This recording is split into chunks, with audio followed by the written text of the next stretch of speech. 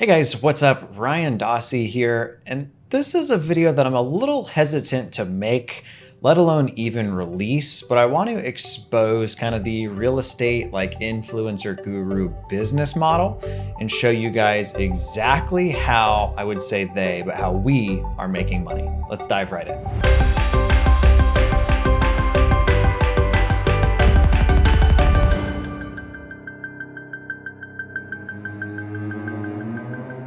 So I was naturally going to pick up my Rolex, right? And my Rolls Royce broke down, so I had to take my wife's Ferrari. Like, what am I? Am I a bitch? So, I get there and they didn't take my Amex Black card because I'd never activated it. So I'm probably going to sue them. So I don't know what technically makes one a real estate influencer or like guru, but I would assume it's when you start to get a platform of size where you're giving people advice and ideally they are taking it, putting it into action, and making money. So whether you call me a real estate influencer or not, I don't know. I called myself one, so there it is. In this video, I want to highlight the different ways myself and guys like me are making money in the real estate industry that doesn't involve doing actual real estate itself. There's kind of a right way and what I personally view as a wrong way to do some of this. Chances are you might be aware of some of it, but others of it is probably stuff you don't even know is going on. It feels a little bit like opening Pandora's box. I'm not sure that it's something that I want to do because I don't know what will happen or that we can put it back in. If you were hoping for a juicy like, oh, Mr. So-and-so does this and it's horrible, like I'm not here to name names or call anybody out. I just want to allow you to be an educated consumer when you're looking at things people are posting or sharing or kind of who you're taking advice from. So I think probably the best way to do this is to go from like most obvious to like least obvious and where it gets kind of a little bit sketchier. So the number one way real estate influencers or coaches are making money is selling courses. Whoa. Hey. No. The guy at the gate isn't supposed to let anybody in here if they don't have their country club card. Let me see it. I'm just playing with you, man. Hey, you got a few minutes? Hey, look, you want to be rich like me? Bitcoin, wholesaling, passive income, Amazon automation. Maybe one day, pal, you'll make what I pay in taxes. I have a few up on my website. I'll be blunt. When I had my website built, the guy who built it put on like a shop section. And I was like, I should throw something up there. So there's like a hacking tool I built and a couple things. I don't push it at all. I've never talked about it. It's kind of funny when like a sale randomly happens. I'm kind of like, oh crap, I have to now go add them to the software to give them the product. I think where this can get a little sketchy though is when it kind of becomes like a course farm. Like they're selling you 1% of what you need so they can sell you the next bit. I personally prefer courses where I go into it with an objective of what I want to learn. And when I'm done with it, I can either say, this was a good course, it answered those questions, or I learned something new, or I might be like, wow, that, sucked. I've found better stuff on YouTube. But that's really what you should be looking for. I'm hesitant anytime I'm looking for like mentors or coaches in my own life. I don't really spend money with the guys who it's like constantly, they're always launching a different product. Like, oh, we've got the wholesale blueprint. Now we've got the private money course. Now we've got I don't even know that these are real products. So if that's something somebody else has, I'm unaware of it. I'm just sticking random buzzwords together, right? So be on the lookout for kind of like the course farm. Otherwise, you might always be waiting for like the next drop, hoping to get that extra 1% that you still need to kind of kick off your career.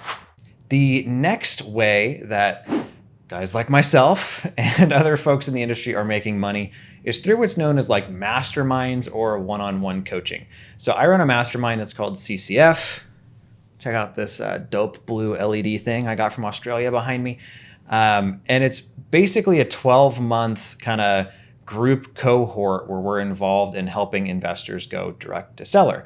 There's absolutely nothing wrong with running masterminds. I run one. I also pay to be in several. I know a lot of people are like, don't spend money on that kind of stuff, spend money buying houses. I can tell you guys, every huge change in my life has come off of stuff that I've learned in some sort of like a group or mastermind. There was even one I was in that was non-real estate related that I paid $8,500 a month to be in. So I think that broke down to like $96,000, which is insane. It's more than my wife spent to get her doctorate. However, I would go back through that program any single time I was given the opportunity. I'm in one right now called Multipliers. It's right at like 15, 20,000 a year. It's for guys in real estate investing that are doing over a certain dollar amount in revenue. I've been in one in the past that's really well known amongst like pretty successful real estate investors called Collective Genius. They're a little bit more invite only. I believe they're 20 to 30,000 a year now. And there's tons of other groups like this. What you want to look out for is like the funnel upsell, right? So you start out with somebody's $49 product, you then buy a $250 product, you then buy, a $5,000 90-day thing, then it's a $20,000 a year thing, then it's like, well, if you want access to me personally, it's going to cost you $50,000. And by the way, here's how to raise your credit limits. Like, you want to make sure you're not going through that typical like seminar upsell. I said I wasn't going to name names, but like a well-known group who does this would be like Fortune Builders or the Rich Dad Poor Dad stuff.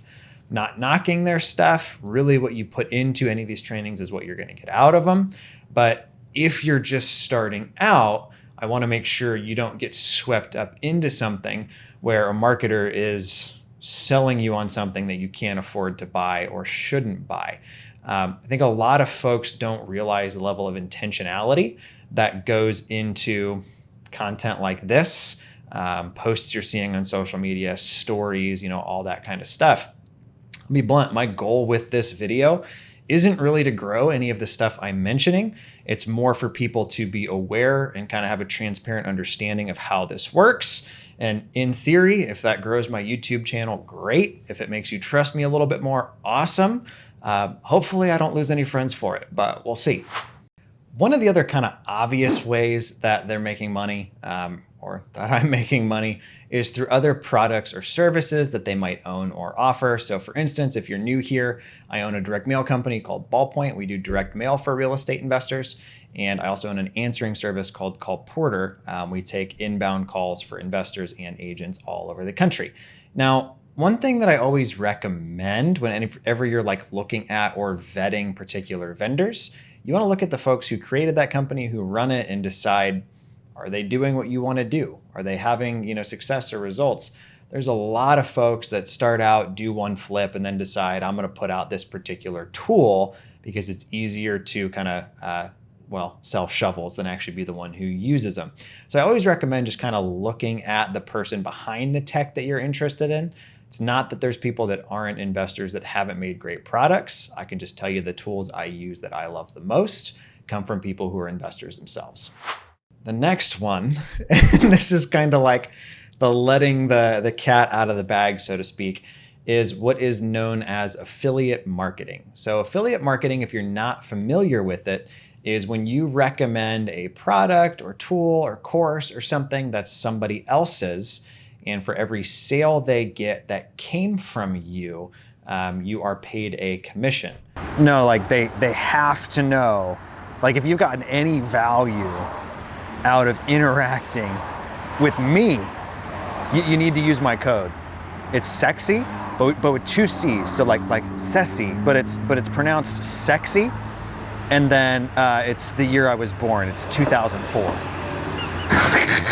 By doing this video, I'm not pretending that I'm perfect or that I've always done everything the right way. I'm always constantly kind of learning things. And one thing with affiliate marketing is they are, by law, per the FTC, required to disclose to you that it's an affiliate link, meaning that they will get compensated if you were to go through and use that. The reason being, you're more likely to trust the recommendation of a friend or family member that had a good experience with a particular business than you are if that friend is like getting paid to push you towards that business. It's kind of like when the old friend of yours from high school hits you up and is like, hey, could you use extra income, right? you want to know that like there's a financial incentive for them behind this. So I always try to mention anytime I give a link or a code or anything like that, like, hey, we might earn a commission. Somebody's probably going to go back through every video I've ever done from any other company and find one where I didn't, which that's fine. I'm not pretending to be perfect. That being said, where I think it gets a little bit more sketchy is where it's not mentioned or disclosed at all. Typically, guys like me are going to negotiate some sort of like a discount or a perk for our followers or the people we send to that particular provider to incentivize them to say, hey, Ryan sent me, or here's, Ryan's code. Anytime you have to click a link or you have to like enter a code for a discount, you need to be aware of the fact that that is an affiliate link or discount and somebody is being compensated for that. I don't think there's anything wrong with affiliate marketing. I just think folks should know that you're being compensated. I have people hit me up all the time wanting me to push like absolute trash that doesn't even work and like, hey, we'll pay you a commission. And I'm not interested in it. There's very, very few tools that I recommend and endorse, and they're the ones that I actively utilize in my own business. And I really think that's the way this should be done. You shouldn't be mentioning or using a tool or trying to get paid for other people going to use a product that you're not personally using or generating a profit from. With my own companies in the past, we've had folks ask us for affiliate links that aren't even clients. And it's like, how can you ethically recommend this to folks if it's not something that you're actively utilizing in your own business to turn a profit? So we all like people thinking that we're smarter or more savvy or more involved than we necessarily are, right? It's the reason why we dress nice, we buy nice watches, we try to speak intelligently, we network. But there's this other kind of piece to the industry that I don't really have any issue with. I just think you need to know it's out there, and that's called white labeling. So what white labeling is you take a particular product or service, you copy and paste the entire thing, and you just put a different logo on it and call it a different tool. There's a tool I've used called padhoc.com. I've literally used it for years. It wasn't until a couple months into using it that I learned that it was literally just a white label of PropStream. It's no different. There's nothing that's really changed with it. It's the same product. It does the same stuff. It's the same data. It just has somebody else's logo stamped on it. There's a lot of coaches I won't name that do this with PropStream and with other tools where it's like, go to this website that has my name in it to check out like my tool for doing all of this stuff. And it's PropStream or something similar. I'm not saying there's anything wrong with it. I just think customers should know what that really is, because I've seen customers go from white label to white label to white label to white label of the same product, thinking that they're getting something different when it's the same thing. They're like, oh, well, it's his version. He's absolutely crushing it. And it's like, no, it's literally the same thing. It's just in a different t-shirt. I'm Ryan. I'm Brian. I am nothing like him. Now, that's not saying that there aren't people that created these tools initially that went out and did that legwork, but a lot of the real estate influencers and coaches that are using this stuff, it's not their own. It's somebody else's, and they've just slapped their name on it. Again, nothing wrong with it. Just make sure you're not the guy who signs up for one and then cancels it to check out another one and then goes over to another one and another one. Normally, they pay a fee up front for this of a decent chunk. It varies kind of by business, but it's, we've had folks ask to do it with our call center call porter. Like, hey, I don't want people to know that it's you guys. I want them to think it's mine. And we actually did that with one company, and I think they signed on like one client. It was like, that made no sense for them, right? So white labeling is something that goes on. The other important thing to note with white labeling, it's a little bit murkier as far as like the FTC goes. They don't necessarily have to disclose like, I'm going to make a profit on this, because they're telling you, hey, this is my tool or this is my product. So it can get a little bit murkier in like what disclosures are needed or not. So just be aware of that. So in closing, when you're following folks on social media, Instagram or like TikTok or whatever it is, just be aware with the fact that they're being extremely intentional behind what they're posting, what's in the background, what you can see, you know, on camera or off camera, who it looks like they're hanging out with, what tools they're recommending or not recommending, or how they're recommending those. You know, if it's very like, you know, please make sure you mention I sent you, like that can be a dead giveaway. And my goal with this isn't to call anybody out or have you guys like tag folks in the comments. I'm not trying to start any sort of like a flame war. I just think as consumers, it's important for you guys to be educated of how this stuff works. And if somebody is constantly recommending a tool, like for instance, I'll tag Ballpoint and Call Porter in just about every deal I do because they were involved in just about every deal I do. But my reason for that, I'm hoping that if you want the kind of results I'm showcasing, that you're then going to go and hire my companies.